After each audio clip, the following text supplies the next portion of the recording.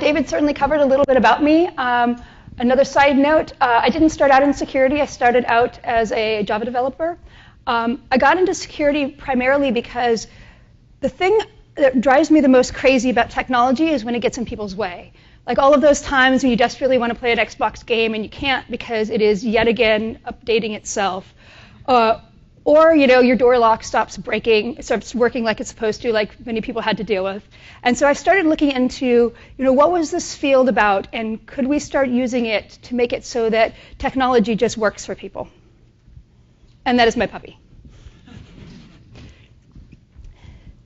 So what are we seeing today?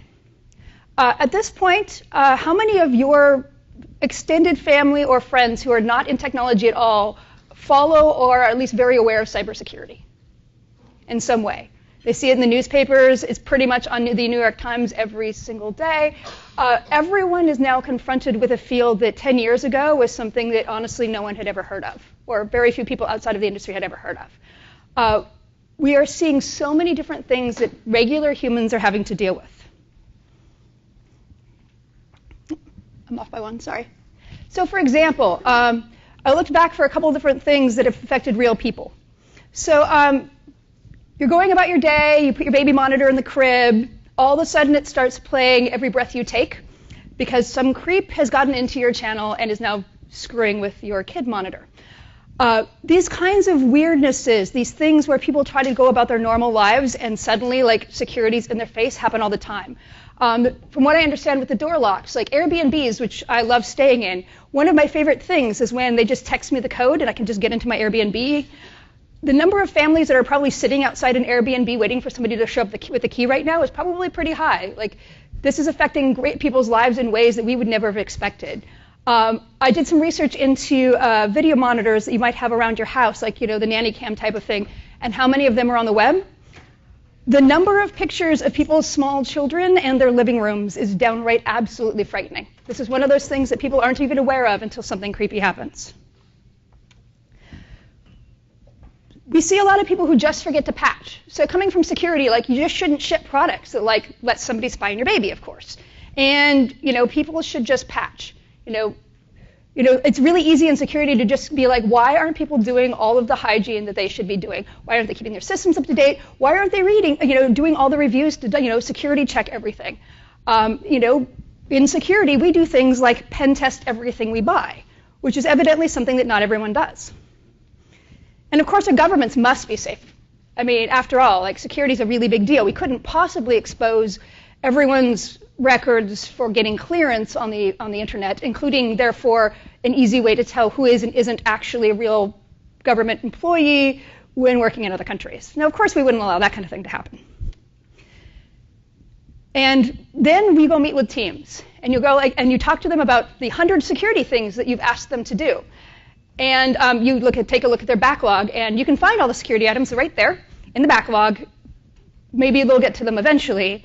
And you create this perception that no one else cares about security quite as much as you do.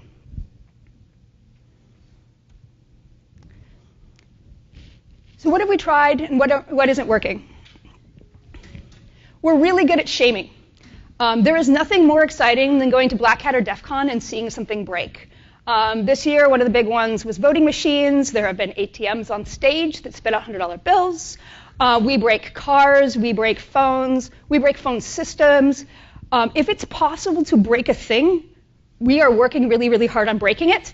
And certainly the amount of work we've done in coordination with things like bounty programs and stuff is helping that.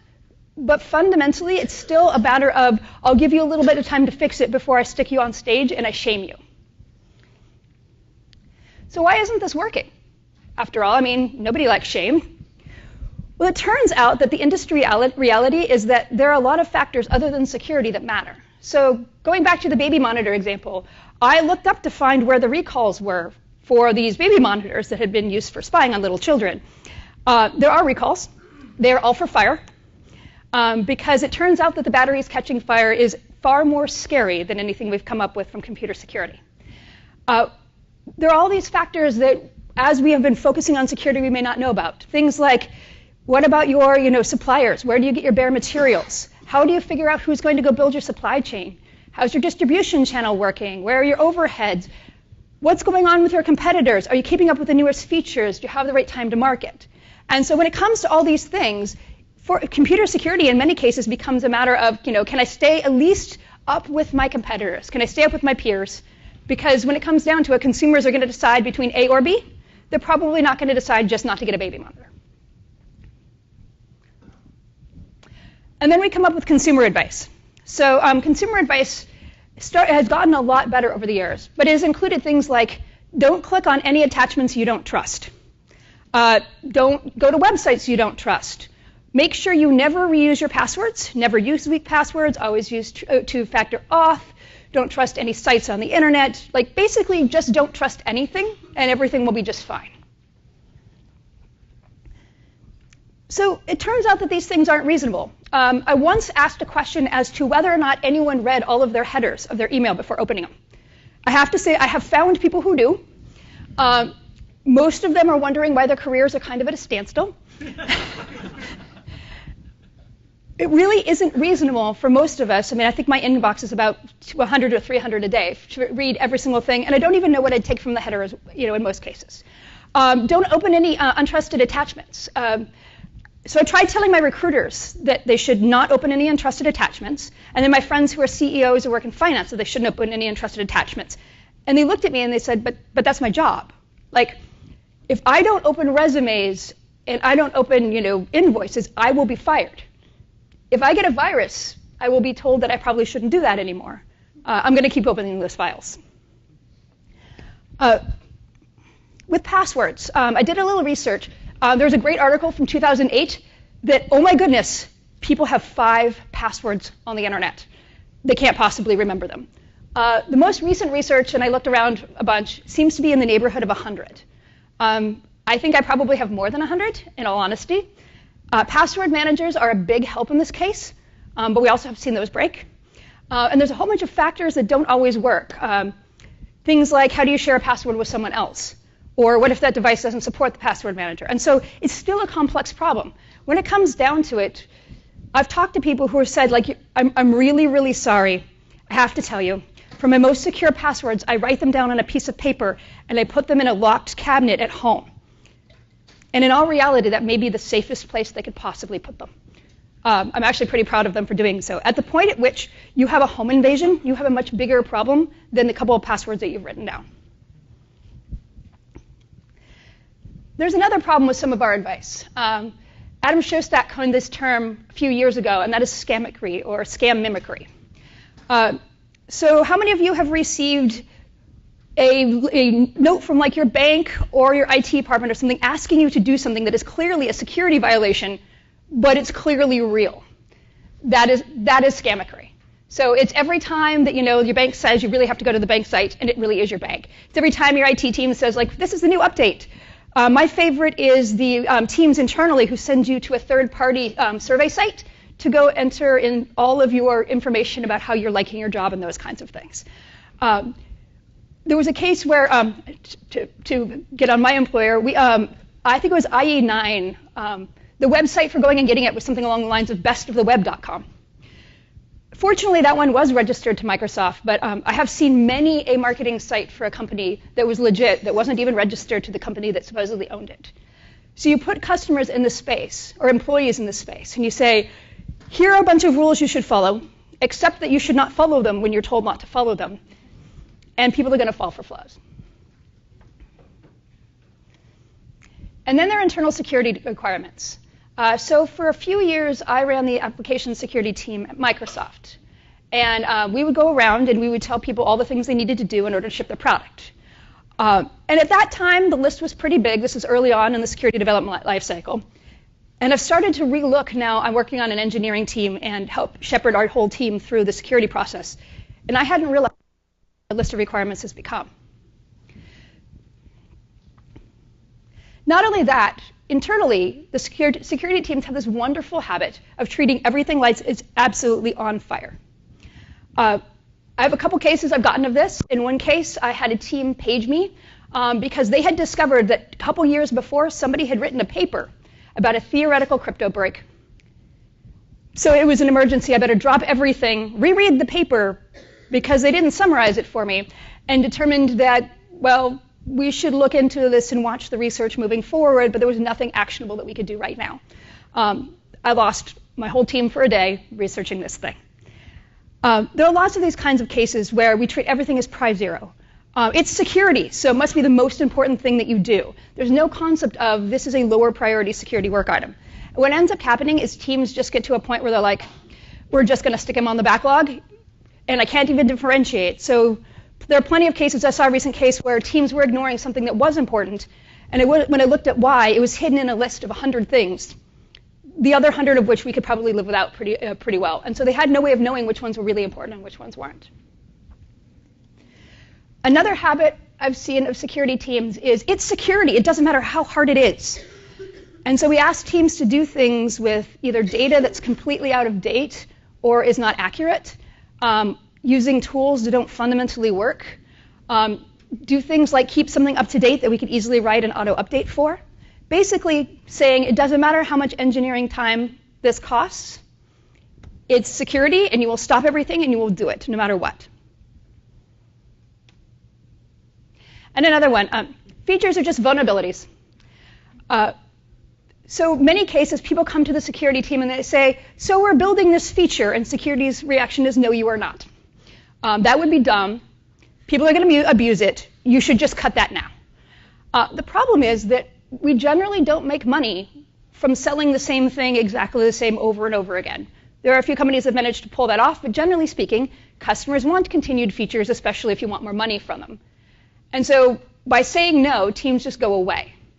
I've also seen cases where security teams have made the bar for even trying a new idea so high that teams hide. I've seen many a skunkworks project that was truly skunkworks because they were trying to avoid the security team who was just going to tell them that it wasn't okay to do. And then there's my favorite, the gotcha. This is when you show up in front of upper management with brand new data that shows why everyone else is insecure, even though you've not shown it to them before, and therefore explain why without the security team all hope would be lost, and clearly no one else can be trusted to do their job. And you would think that no one would do that, but I can tell you at many companies it happens. It seems to be some method of job security, but nothing loses trust more with teams than when you go in and say, I'm security, I have the answers, and clearly you have no idea what you're talking about. So what does work? Should we just give up and be the curmudgeons in the corner? I've seen plenty of security teams who do, but I have to believe things can be different. When it comes down to it, the way I live my life, the way everybody I know lives their lives depends on security actually working for things. And so I think that there's probably another answer. So step one is partnering with people. And this means partnering with industry players. It means partnering with customers and consumers. And it means partnering with with engineering teams. We're just part of a complete breakfast. We're not every single consideration when it comes into a product.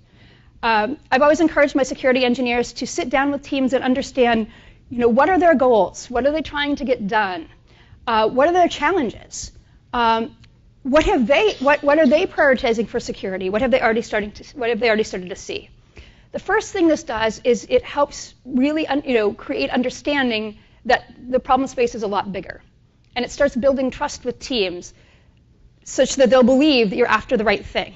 And you can start forming your arguments as toward this is why this helps your goals, as opposed to this is why the security team mandates it.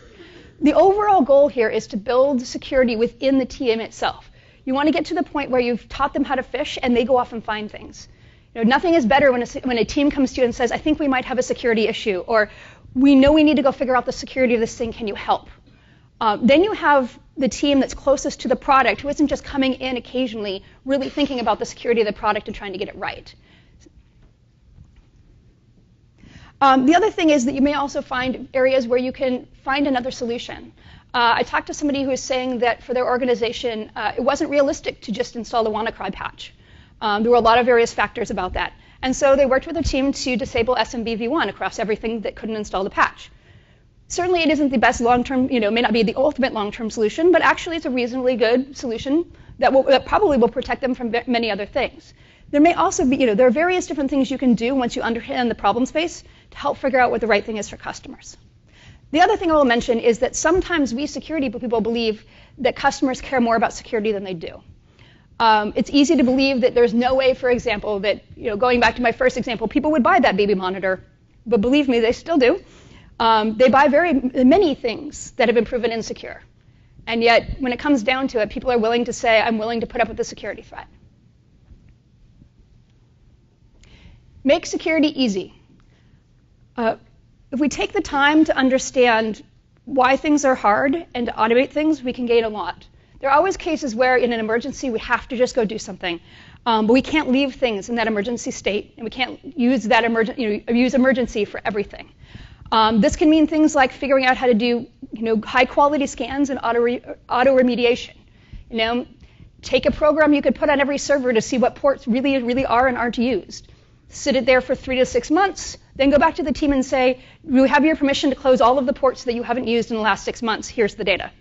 There are things like that that you can do to make it super easy for people to get things right. Do regular surveys of your engineering teams or whoever else you're working with in security about how long are things taking and which ones are hard and which ones are easy. It may be that there's some easy, low-hanging fruit that can be automated that you didn't realize was really challenging at this time. And look at the overall security burden you're putting on teams. It's easy to just add one more requirement, and one more requirement, and one more requirement. And if you do it right, you can triple the length of time it takes to build a product.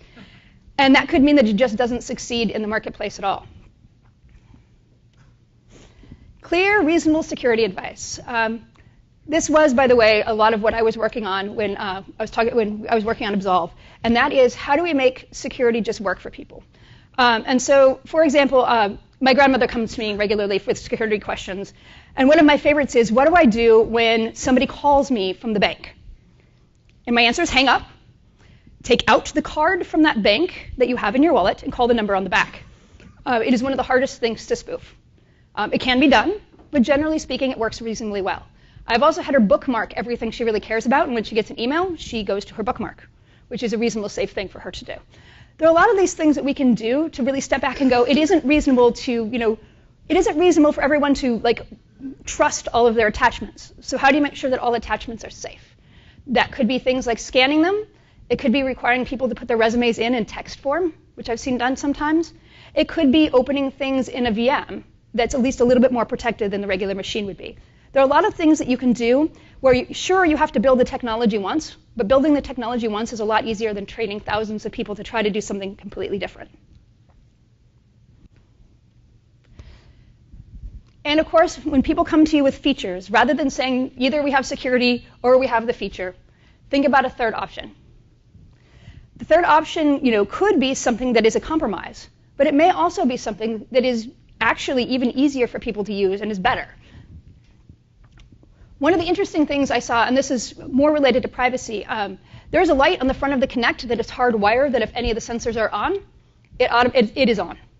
Unless the light bulb has burned out, you will know for sure that it's on. This is one of those partnerships that didn't end up making things hard for customers, but made it straightforward.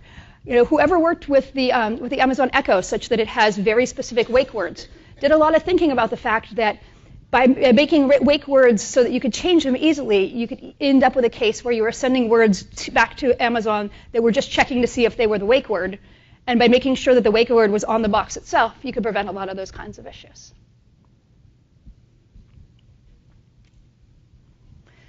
Finally, looking forward.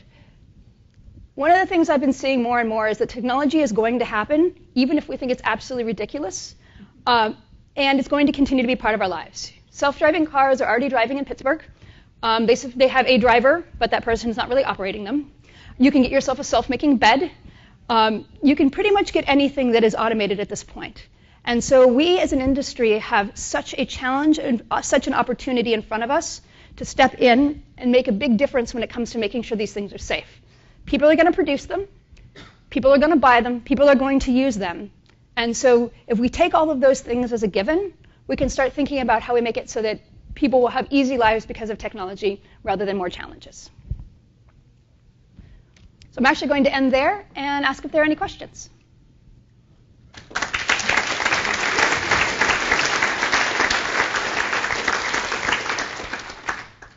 And I'm supposed to remind you to come up to the mic so that it's on the recording. No one? All right. I have a question. Yes, go ahead. Okay, so since no one is asking, I thought maybe we can get entertained. So my name is Mehdi Karimi from UBC. I think a very trivial or rhetorical question here is why are, you're a security expert, why are emails, in particular Gmail, is not being encrypted? That's what I'm experiencing most of the time. Some of them do, but not all of them. Email not encrypted? If you think about it, customers clearly aren't demanding it enough.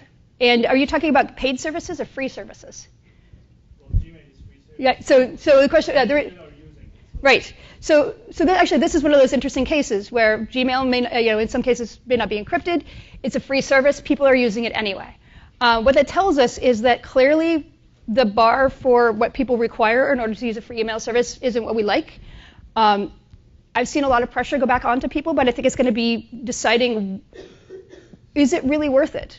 Do people really care? And how do you advise people when to use Gmail then, and when don't you use Gmail?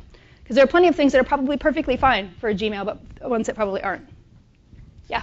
August Regis, Google. So one occasional suggestion to address the problem of security in IoT devices is revising product liability laws to basically say, the company is liable for security vulnerabilities and any damage they cause. Do you see any promise in that? What are the trade-offs there? Right. So the question is around company liability and the trade-offs. It really, I think, depends on how it's produced. The two possible failure states I can consider, I think of, are either compliance regimes that honestly don't provide any actual security but allow people to check the box, and then the insurance industry where people decide that this isn't something that they can actually avoid and they just get insurance for it. And so I think there's going to have to be a lot of thought into how we do this in a way that makes sure that the security actually changes. Thank you. Hello, Claudio Sasso, Oracle. You mentioned many, problems that basically come, in my opinion, from the separation between the design phase and the security phase, or the development phase. It's common that we do them in separated,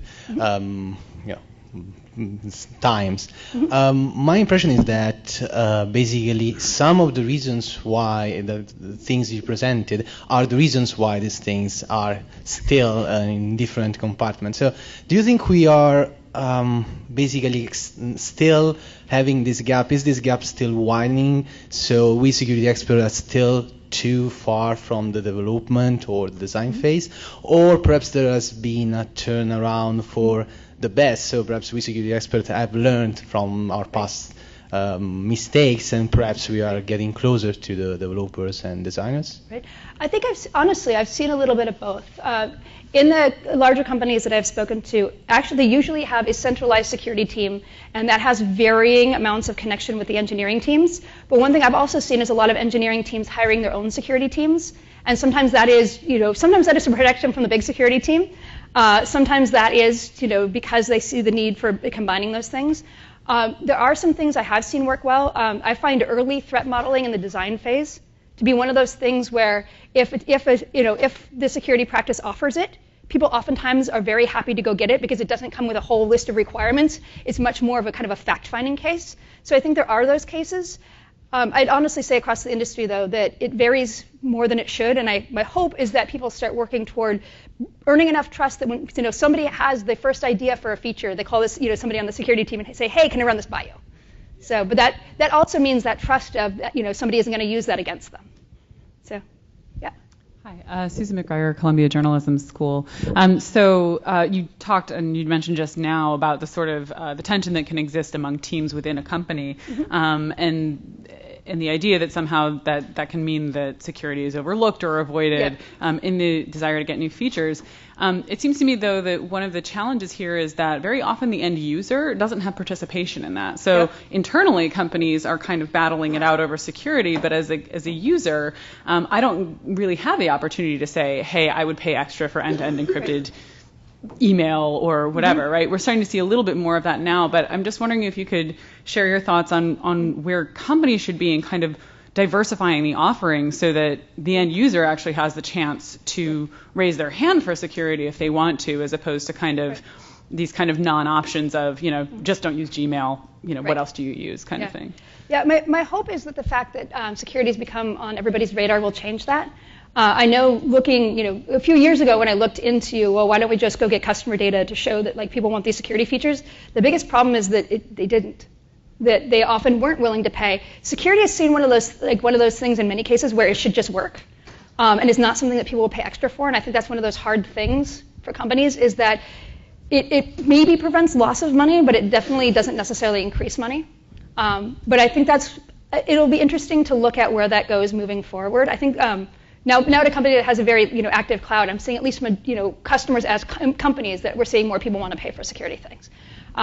But if I think about the booths I see at Black Hat, I don't know where I'd go to find the security product fair for customers. And I think it'd be really interesting to think about how are we exposing customers and giving them more of those choices and more of those options. It's a great idea. Hey, Seth from Qualcomm.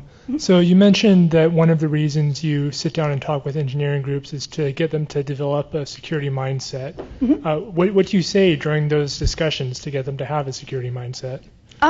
So a lot of it really is actually around threat modeling. It's also my favorite interview questions around threat modeling. And it's things like, okay, well, what are you trying to protect in this case? And how would you creatively go and get it? We did some work on a threat modeling game a while back. Actually, there's Adam Shostak as well, around basically pulling teams together and making it interesting to figure out how you take something apart and how you think about problems that way. The other thing is that I've seen many security experts who, when somebody comes to them with hey, this thing is in the news, is it important? Go oh, don't worry about it, silly you don't know. And growing that kind of hey, you're looking into the security of your product, that's awesome, can really make a big difference. Encouraging people that this is a great field that everyone should get involved in can help a lot. But yeah, I love sitting down with teams and just threat modeling things. Yeah. Karen from the Internet Society. I just had a quick question. You talk a lot about the problems you've seen and the things that you've seen that don't work and the things that you've seen that do work. And I guess what I'm curious is that as an industry, is there any way to get that information out in a better and more consistent format? Because, other than people hearing you or hearing other people, Yep. I come from the standards world, so, best current practices, what's the right forum to send people to if you have a security team that you think is not functioning well, to point them to things that they would be doing well? That is a very good question. It's one of those things I'd like to actually get back to you. I have a bunch of friends who've been doing a lot of thinking about how do you better, especially the practice of AppSec. And I think that may be one of those cases where, there are plenty of cases where books are a good idea. But we need some ways that aren't just product focused that allow us to do that. I think there needs to be more thinking in that area. Phoebe Rouge, the FTC. I wonder, sort of when you're talking about threat modeling, how do you a lot of different teams or different functions within a group, or even consumers versus industry and government, they'll all have different calculus in terms of risk and what's a real risk and what's theoretical, and does this thing really happen? Do people really hack into this, and does it really matter to me? Yeah. So how do you reconcile those sorts of differences in sort of risk calculus? So the number one thing, honestly, is data. Going and looking and saying, it used to be that we had to theoretically figure out, would somebody do this? For better or worse, there have been enough security attacks that we actually have quite a bit of data as to how these things work. The biggest thing is also figuring out how would you reduce damage. I think a lot of these things are treated as binary, where if it's a possibility at all, then we have to completely shut the gate. And it can be well, that's going to happen rarely, and so we'll make it so that it isn't that costly. Going into fraud was really interesting that way, because fraud models, it's that you basically are aiming for 1% fraud, not more, not less. And that's partially because you want to make sure that you're allowing the transactions that may be a little bit questionable. And so thinking about it more as, how do you do harm reduction is probably the best way to kind of reconcile all those things.